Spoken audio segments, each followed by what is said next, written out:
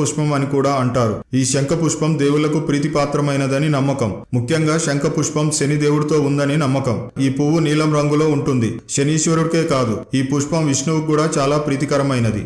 అంతేకాదు ఈ పుష్పానికి జ్యోతిష శాస్త్రంలో కొన్ని నివారణలకు ఉపయోగపడతాయని నమ్మకం. విష్ణువు, లక్ష్మీదేవి, శనీశ్వరుడి అనుగ్రహం ఆ కుటుంబంపై ఉంటుందని నమ్మకం. డబ్బుకు సంబంధించిన ఇబ్బందులను ఈ శంఖ పుష్పం తీరుస్తుంది.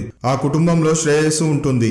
ఈ రోజు శంఖ పుష్పానికి సంబంధించిన కొన్ని రెమెడీస్ గురించి తెలుసుకుందాం. కొంతమంది డబ్బు సంపాదిస్తారు, కానీ ఆ డబ్బంతా నీళ్లలా ఖర్చు అయిపోతుంది. ఇలాంటి వారు సోమవారం నాడు 5 శంఖ పుష్పాలను తీసుకొని వాటిని నదిలో కలపండి. ఇలా చేయడం వల్ల ఆర్థిక ఇబ్బందులు సమస్య తీరుతుంది. డబ్బు కొరత ఉండదు. ఆర్థికంగా ఇబ్బందులు ఉంటే మంగళవారం నాడు హనుమంతుని పాదాల వద్ద అపరాజిత పుష్పాన్ని సమర్పించండి. పూజ చేసిన తరువాత ఈ పువ్వుని తీసుకొని గల్లాపెట్టిలో లేదా మీరు డబ్బులు ఉంచే చోట ఉంచండి. డబ్బుకు సంబంధించిన ఇబ్బందులు తీరుతాయి. వ్యాపారంలో నష్టాలు వస్తుంటే శంకు పుష్పం యొక్క వేరును